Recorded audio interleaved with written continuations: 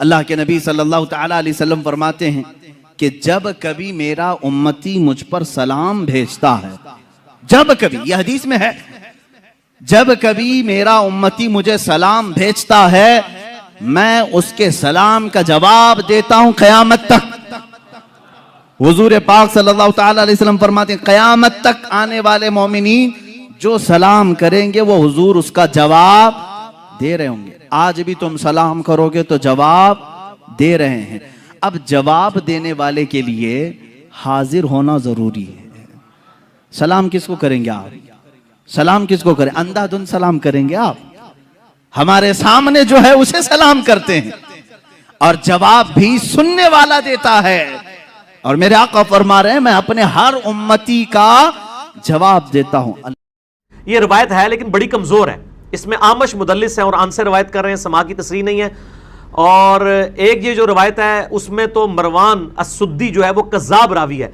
ये हदीस लेते हैं सुनन कुबरा अल बैहकी से और हयातुल अंबिया फी क़ुबूरिहिम से। हालांकि इमाम बैहकी ने साथ लिखा है कि इसमें एक झूठा रावी है जिसने ये रवायत बयान की है कि नबी अलैहिस्सलाम कब्र मुबारक पे खुद सलाम सुनते हैं। तो ये रवायत के साथ ही लिखा हुआ झूठी है।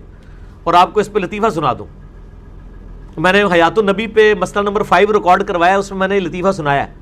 अब्बास रिजवी साहब इंटरनेशनल लेवल के मुहद्दिस हैं, बरेलवी मकतबा फ़िक्र के।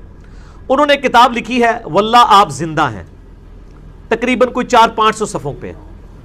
वो हयातुल अंबिया फी क़ुबूरिहिम इमाम बैहकी की किताब की शरह लिखी है। हालांकि इमाम बैहकी की किताब में सिर्फ 21 हदीसें हैं, वो इतनी सी किताबची है, वो उसकी शरह 500 सफ़ों में लिखी है। उसमें उन्होंने देवबंदियों को कहा कि ये हदीस ज़ईफ़ है कि नबी अलैहिस्सलाम ने फरमाया जो मेरी कब्र पे पढ़ता है मैं खुद सुनता हूं, जो दूर से पढ़ता है मुझ तक पहुंचा दिया जाता है। अब्बास रिजवी ने खुद लिखा है कि ज़ईफ़ है। सही रिवायत हम आपको बुखारी से बताते हैं 1010 किताबुल इस्तिस्का चैप्टर में कि हजरत उमर कहते हैं ऐ अल्लाह जब तक तेरे नबी हम में मौजूद थे इन्ना कुन्ना नतवस्सलु इलैक, बेशक हम हुजूर का तवस्सुल करते थे अल्लाह तेरी तरफ, उनकी दुआ करवाया करते थे। अब उनके बाद हम उनके चचा को दुआ के लिए लेके आए, उनकी दुआ की बरकत से बारिश नाजिल फरमा, बारिश नाजिल हो जाती थी। मेरे आका सल्लल्लाहु तआला अलैहि वसल्लम के आने का अदब और एहतराम मदीने वालों ने भी किया था।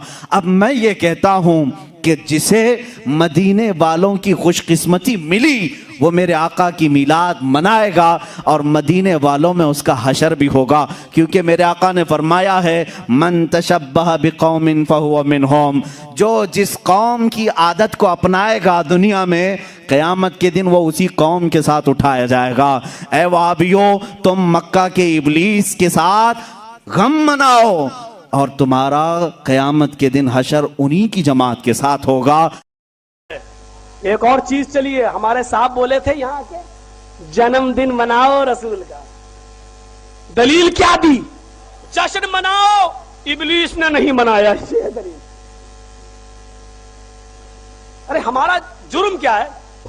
हाँ, हम आपसे सिर्फ इतनी सी बात कहते हैं कि जन्मदिन अगर मनाया गया है या जायज है तो किसी एक साहबी की दलील दे दो, मनाना शुरू कर देंगे। हम तो बड़े प्यार से एक बात कहते हैं, अल्लाह के नबी सल्लल्लाहु अलैहि वसल्लम जब इस दुनिया से पर्दा नहीं कर गए, जब नबी अकरम की रूह आला इल्लीन के अंदर दाखिल कर दी गई और आला इल्लीन के अंदर भी दारुल किरामा के अंदर दाखिल कर दी गई, जब आप अल्लाह को प्यारे हो गए और जब आप इस दुनिया से रुखसत हो गए तो हजरत अबू बकर सिद्दीक खलीफा बनाए गए। उसी वक्त दफन होने से पहले 2 साल उनकी खिलाफत रही। बस एक दलील दे दो, 12 रबीउल अव्वल नबी अकरम सल्लल्लाहु अलैहि वसल्लम के इंतकाल के बाद अबू बकर के जमाने में 2 मरतबा आया और 12 तारीख उसकी 2 बार आई। मुझे सिर्फ एक दलील दे दो, अबू बकर सिद्दीक ने कभी अपने घर में रोशनी की हो, कभी अपनी मस्जिदों में हरी झंडियां लगाई हो, कभी जश्न मनाया हो, चिरागा किया हो, या फिर यह बताओ कि अबू बकर सिद्दीक को मोहब्बत नहीं थी?